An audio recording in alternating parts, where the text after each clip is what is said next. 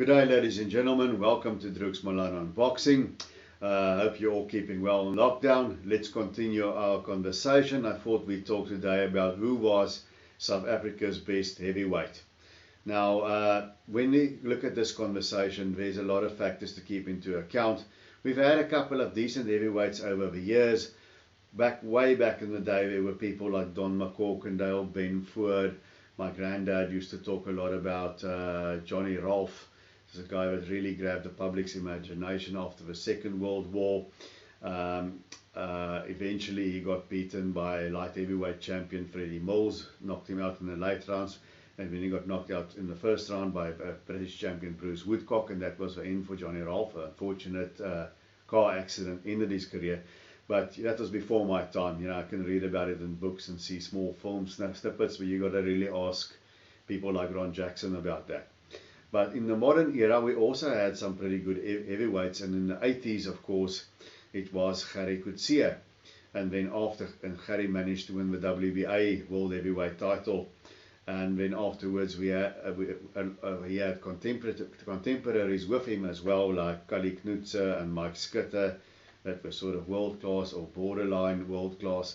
And then came Gerrie Coetzee and Johnny du Plooy and Frans Botha and Corrie Sanders, just sort of when they were sort of towards the end of their careers, came through.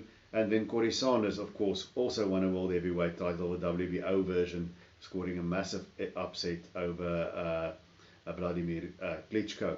So if we look at the South African heavyweights, then we have three of them that won world titles. Frans Botha won the IBF title, but that was struck from a record because he popped positive for steroids.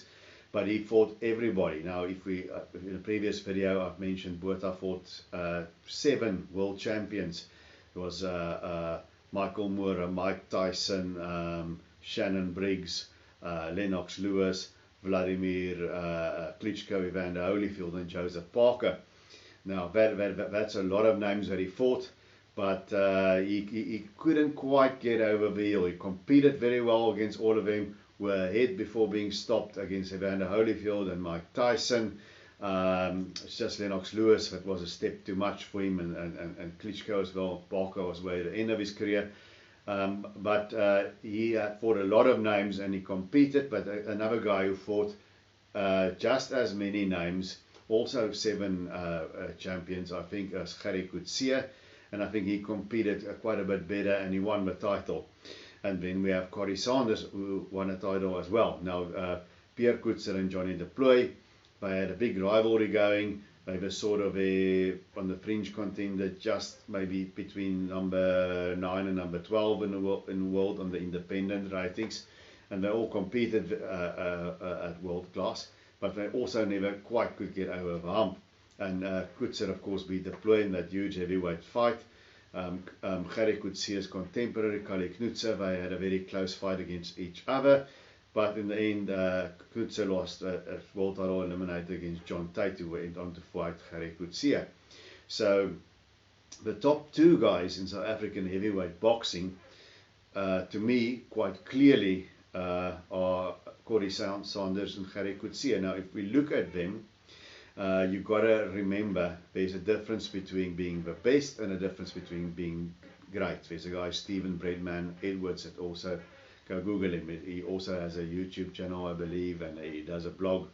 And he's, of course, the trainer of J-Rock Julian Williams, former unified junior middleweight champion of the world, among others. And he makes this thing as a difference between being the best and being great. So being great, we look at somebody's career, their whole career, who they fought, how they did against them, the quality of their opposition. The best is more like a mythical matchup, like Doug Fisher Ring calls it. That's a hypothetical matchup. If they were to fight each other, who would win? So there's a difference between if they were to fight each other, who would win and who had the better career.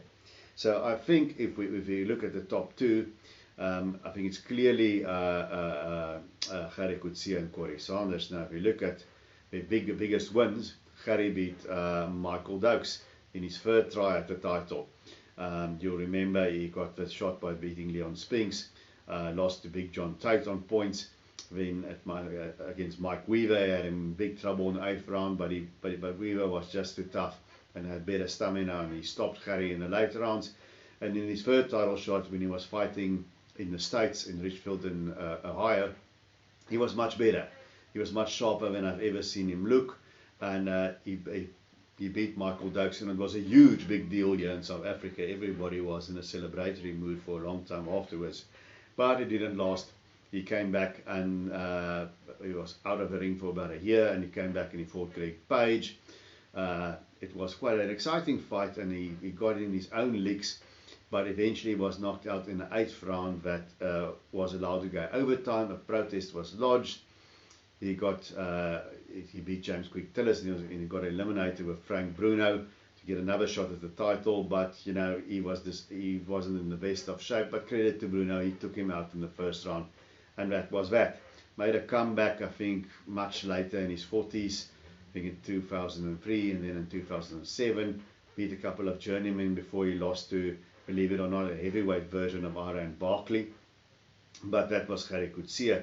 So his biggest win was against Michael Doakes. Now, if we look at his win over Michael Doakes, it looks better over time, because Doakes made a comeback a couple of years later. He had well-publicized problems with drugs, but Doakes went and got himself together, made quite a decent comeback, beat a few prospects and journeyman types along the way, and got himself back in the world rankings as a contender. And then he fought Evander Holyfield. That was on the up then, and he gave Evander Holyfield absolutely all he could handle in a 10-round war before succumbing. So Gerrie's victory over Michael Doakes looks better as time goes by, because Doakes was able to have some success after that loss. But then if we look at Corey Sanders' biggest victory, and like Doakes, who was probably number 2 heavyweight behind Larry Holmes, who everybody regarded him as number 1, when Corey Sanders faced Vladimir Klitschko. Klitschko was regarded, Lennox Lewis was sort of ending his career. He had one more fight after that, fighting Vitaly Klitschko, the other Klitschko. But Vladimir Klitschko was regarded as the number 2 heavyweight in the world, the heir apparent to Lennox Lewis, was sort of winding things down. And no one gave Corey Sanders a chance. I was one of a few back then who thought he would win. Made me feel very clever, but don't worry, there are other fights that I got horribly wrong. Simply because his southpaw style and his tremendous hand speed, Corey was a natural athlete. And he surprised Klitschko with that straight left from southpaw stance, put him down, and from then on, he bounced him up and down the canvas, stopped Vladimir Klitschko, massive upset. Like Gerrie Coetzee's victory over Michael Dynamite Doakes, this one also looked better over time, but this one just gets better and better and better and better, because Klitschko went on to become a heavyweight great. He reigned for years, made a lot of title defenses, and he absolutely dominated the heavyweight division. He lost one more time after Corey against Lamont Brewster, but he picked himself up. Emmanuel Stewart tweaked his style, and he went on to dominate the heavyweights. So if we compare Gerrie Coetzee and Corey Sanders on their 2 greatest victories, Vladimir Klitschko, Michael Doakes, then Corey Sanders, I think, wins hands down. Klitschko became a great fighter. Doakes had a bit of a success as a comeback, but he never again he challenged for a title against Riddick Bowe. He was blasted out in 1 round. He never again reached the top. He just had a bit of a resurgent comeback. So if we take him on the greatest victories, by far, Corey wins that contest hands down. But now, if we look at their entire careers, what hurts Corey is he was a top hot prospect, and then he just got caught by a punch by a journeyman. He was going to fight Tony Tubbs, and Tubbs pulled out, and they brought in his brother Nate Tubbs, who was basically a sparring partner, and Tubbs nailed him with a right and knocked him out. It was an absolute shock defeat. Picked himself up and gathered himself and worked his way back into contention, and then he fought Hasim Rahman, who went on to upset Lennox Lewis and became a 2-time heavyweight champion of the world. And he almost knocked Rahman out in the early rounds, but then he sort of got tired, and Rahman kept pushing him. To his credit, he showed the heart, Rahman did, and he stopped Corey. And then from there on, he sort of just ticked over until he got the unexpected shot against Vladimir Klitschko. And he made it work, and he did his best, and he knocked Klitschko out in that big upset. And then about a lot of inactivity and frustration, gave up his WBO belt, and then about a year later, he fought the big brother Vitaly Klitschko. Now, Vitaly Klitschko have had same straight left in the first round, but the difference here is, I think Vladimir is a more slightly technically a better boxer and a bit more fluid. Vitaly is kind of awkward, but Vitaly is much tougher, better chin. And he took those shots from Corey Sanders, stunned him a little bit, but he went through it and he stopped Corey. So if we look at the career of Corey Sanders, who has he really fought? He had his good wins against a sort of the third tier or so opponents, like former cruiserweight champion Al Cole. He blasted him out when Cole would usually go with a difference of other people. Bert Cooper was a good one. He just blasted him out, after Cooper gave Michael Moore all he could handle. But if we look at the really big name heavyweights he's fought, there's only really three. It's against Hasim Rahman. He competed very well, but ultimately didn't win. A great victory against Vladimir Klitschko, and then against Vitaly Klitschko, he gave us a very good fight. He gave Vitaly a few things to think about, but he didn't win. He got stopped in a valiant effort. So Corey Sanders, if we look at his entire career, it more or less hinges around those three fights, and he got over the hump against Vladimir Klitschko in spectacular fashion. By far the best heavyweight victory by any South African ever. But now if I look at Corey Sanders, just like Francois Botha, who fought 7 world champions, I mean to say Gerrie Coetzee, if I look at Gerrie Coetzee, he competed against all these guys, win, lose or draw. Now, he also fought 7 world champions. I'm thinking carefully now, there was Leon Spinks. He got the shot by knocking out Leon Spinks in Monte Carlo in the first round. Very good victory for him. That was just after Spinks lost his title back to Ali. And then there was Big John Tate, lost on points to him, got stopped against Mike Weaver, and was quite an exciting fight. And then he fought Pinklon Thomas to a draw. Pinklon Thomas would go on to become WBC heavyweight champion, very good heavyweight. One judge had Gerrie winning, and the other two called it a draw. Also a good fight to watch. And then he got it right against Michael Doakes, spectacular performance. And then after Doakes lost the title to Greg Page and fought Frank Bruno, and there he really, that was the one fight where he actually didn't compete. He was just blasted out there against Frank Bruno. I think his mind wasn't there. He wasn't in the best of shape. But I don't want to take away something from Bruno. He's a guy that I also liked, and he did eventually win a world title. So that puts his tally at 7 also. So he obviously competed much better against those 7. I think when Van Botha did, although there wasn't really a Mike Tyson, Evander Holyfield, Lennox Lewis type heavyweight there. But he fought all the guys of his era, and he did very well against them. So if I have to compare him to Corey Sanders, Corey has a better top victory in his career, but Gerrie's resume is much more deep. So if I have to say who was the best South African heavyweight ever, I'm going to, or the greatest South African heavyweight ever in terms of career, I would have to go for Gerrie Coetzee. He just has a much deeper resume, and because of a great victory over Vladimir Klitschko, I have to put Corey Sanders a strong second. And then we can have a debate. I think then after them, possibly we'll put Frans Botha there, and then either Pierre Coetzer or Kali Knudse with Johnny Deploy just behind that. But those were our top heavyweights. Now, if we put the two at their prime together in the ring, Corey Sanders and Gerrie Coetzee, who would have won? Now, this is a mythical matchup. This is not the same as saying who had the best career.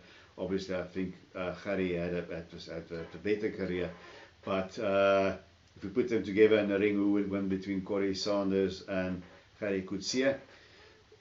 It's a very tough call. If we look at Corey when he was on, he was a great athlete. He's a guy who could do, I think, a 10-second or 11-second 100-meter. He was a great golfer. He was just an all-round athlete.